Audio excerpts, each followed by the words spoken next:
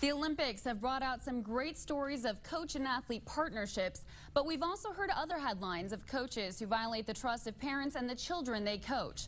So we wanted to know how parents can make sure their child's relationship with their coach is a healthy and positive one here in the Treasure Valley.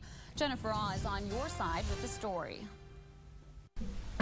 Well, here in Boise, there was a recent case where a coach and student's relationship became too close and inappropriate.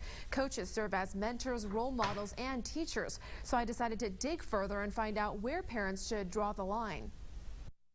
Many successful athletes credit their coaches for their achievements. However, there are cases where a coach's relationship with their athletes can be a negative one.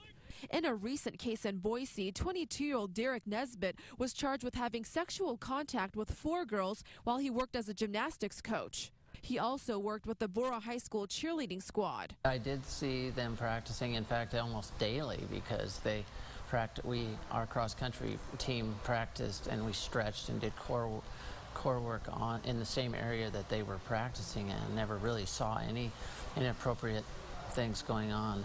YMCA CEO Jim Everett mentors and works with youth in various programs. He says sometimes parents blindly put too much trust in a coach. This is the coach that's going to get me the scholarship. This is the coach that's going to get me into the Olympics. Boy, they start to look the other way a little bit when things are going wrong. Otherwise, you'd say, well, this just doesn't feel right. If it doesn't feel right, ask a question about it. Go to somebody. Everett says communication is key. Talk to your child and coach. Olympic medalist Kristen Armstrong says it's important to build and earn that trust with your coach. A lot of times athletes get caught in a situation where they become robots to their everyday life and their workouts. The relationship with your coach is really important. You know, you have to trust your coach, and I woke up every day trusting what he told me to do. Now, here are some red flags. A coach should never be alone with one child, give a child a ride home, or exchange Facebook messages or tweets. However, some coaches say sports-related messages can be okay. It is a good form of communication, so you tell them when practice is canceled, things like that. So if you do use it, you have to use it in the appropriate way.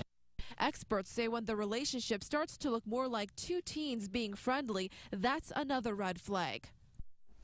Now, Everett says he hopes this doesn't deter parents from letting their child be involved in sports or any other extracurricular activities.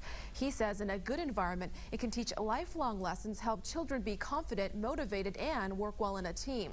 In the studio, I'm Jennifer Aw, Fox 9 on your side.